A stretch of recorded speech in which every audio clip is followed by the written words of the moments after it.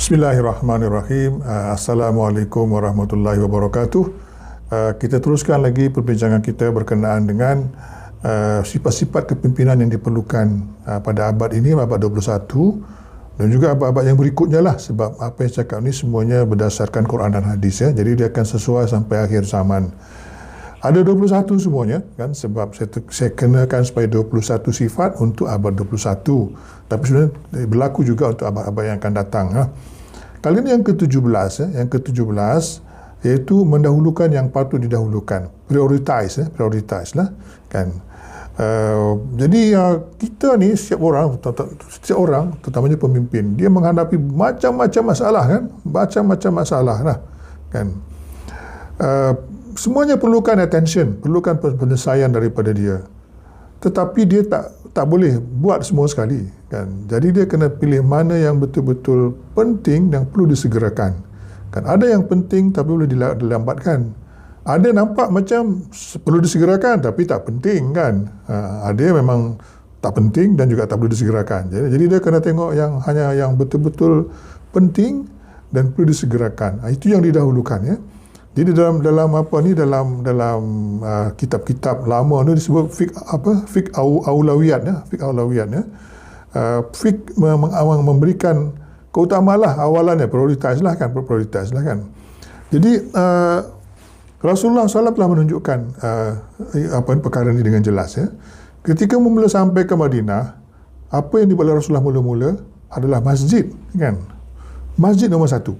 Sebab masjid tempat orang berkumpul, tempat beribadah sama-sama kan. Jadi bukannya yang lain-lain kan, tapi masjid dahulu kan.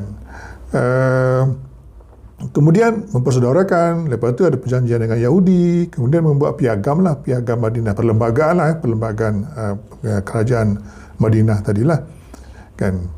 Dan kita lihat lagi antara haji, umrah dan dakwah dan jihad ni mana lebih awal, yang mana lebih aulat kan, mana yang lebih prioriti kan. Jadi Rasulullah telah menunjukkan ya bahawa dakwah ni amat penting kan. Mempertahankan kerajaan pun amat penting. So itu Rasulullah 16 kali pergi berperang kan, dan ekspedisi dakwah dia pun banyak jugalah, tak terkira kan.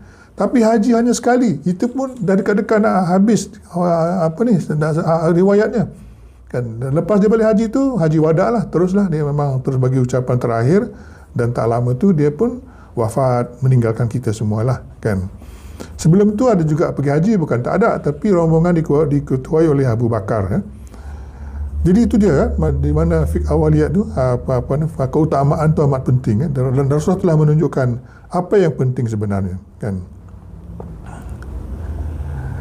Jadi kita pun sama juga sebagai pemimpin, kita tahu apa yang patut diutamakan lah kan.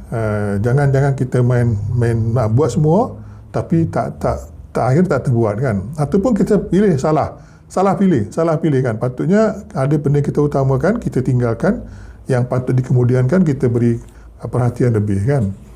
Dalam kes Nabi Yusuf telah berhadapan dengan dua situasi yang dua pilihan yang amat sukar lah kan. Dia satu berhadapan dengan raja yang tak mau terima dakwah dia kan. Dalam surah Ghafir ayat 34 Allah berfirman, maksud dia kan, dan sungguhnya telah datang Yusuf kepada kamu dengan membawa keterangan-keterangan, tetapi kamu sentiasa dalam keraguan tentang apa yang dibawakan kepadamu kan. Jadi macam tu ya. Nabi Yusuf dah dakwah pada raja, tapi raja tak mau terima. Tapi apabila raja minta dia supaya menjadi wazir lah, atau kita sekarang ni macam menteri kewangan ke, atau perdana menteri gitulah, untuk menguruskan negara dia, untuk berhadapan dengan kemarau yang akan berlaku 7 tahun lamanya, bukan setahun ya, 7 tahun kemarau akan berlaku. Dia setuju kan, bahkan dia kata apa, dalam Quran disebutkan dia bahkan dia minta pun lagi kan. Dalam surah Yusuf ayat 55 kan, maksudnya lebih kurang, Yusuf berkata, jadikanlah aku pengurus perbendaharaan hasil bumi Mesir, sesungguhnya aku sedia menjaganya dengan sebaik-baiknya, lagi mengetahui cara mentadbirkannya kan, ya? Macam tu. Jadi dakwah tak diterima, tapi dia nak jawatan tu kan, jawatan yang untuk menguruskan Mesir ketika nak berhadapan dengan kemarau. Jadi antara tu dua pilihan yang berat sebenarnya kan. Kalau barat dia kena tinggalkan dah kan, tapi tak, dia pilih tu dengan pilihan itu menyebabkan dia berjaya menyelamatkan bumi Mesir, menyelamatkan berjuta rakyat, bukan saja rakyat Mesir tetapi juga rakyat yang di sekitarnya kan, yang di sekitar Mesir ya. Itu dia di mana auliat kita kan, prioriti kita kat mana kan. Jadi yang di sini Nabi Yusuf melihat prioriti adalah untuk keselamatan rakyat kan daripada mati kebuluran kan. Umar Abdul Aziz juga telah menunjukkan prioriti yang jelas ya.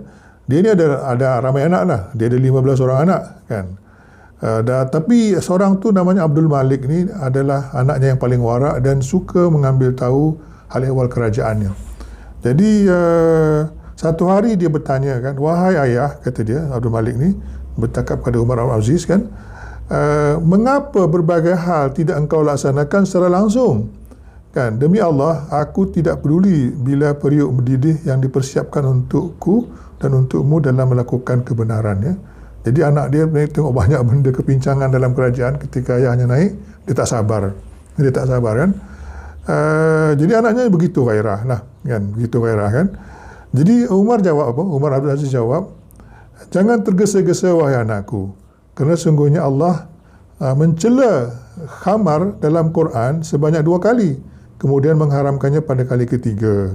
Dan sesungguhnya aku khawatir bila aku membawa kebenaran atas manusia secara sekaligus, maka mereka juga akan meninggalkan secara sekaligus. Kemudian terciptalah orang-orang yang memiliki fitnah ya. Itu dia ya, Umar Abdul Aziz ya. Dia telah meletakkan prioriti yang mana lebih kan. Misalnya masalah keadilan, dia buat pertukaran governor kan. Dia redraw sempadan-sempadan daerah, ada daerah tu yang terlalu besar sampai menyamai sebuah negara kan, tak logik lah, maka dia kecilkan supaya sesuai dengan yang lain-lain lah. Dia buat land reform kan, satu demi satu dalam tempoh 2 tahun lebih, tak sampai 3 tahun kita lihat kerajaan pada waktu itu telah menjadi makmur, sampai tiada lagi orang yang miskin, orang hidup aman damai kan, macam tu kan. Dia tidak buat sekaligus tapi dia step by step, satu-satu, dan dia pilih benda-benda yang paling utama dan akhirnya dia berjaya kan. Walaupun hanya tak sampai 3 tahun dia telah melakukan reform yang amat besar, tax reform, tanah, undang-undang tanah, pentadbiran kan, semua banyak reform dibuat dalam tempoh yang singkat. Tapi itulah dia ada prioriti kan, bukan buat sekaligus. Dia kata kalau buat sekaligus nanti orang pun lari sekaligus juga kan, lari sekaligus kan, jadi menimbulkan fitnah yang besar ya. Itu dia seorang pemimpin, dia perlu prioritize kan, mana yang patut didahulukan, mana yang patut dikemudiankan kan. Jangan dia hentam semua, akhirnya semua tak jadi kan. Sekian, Assalamualaikum warahmatullahi wabarakatuh.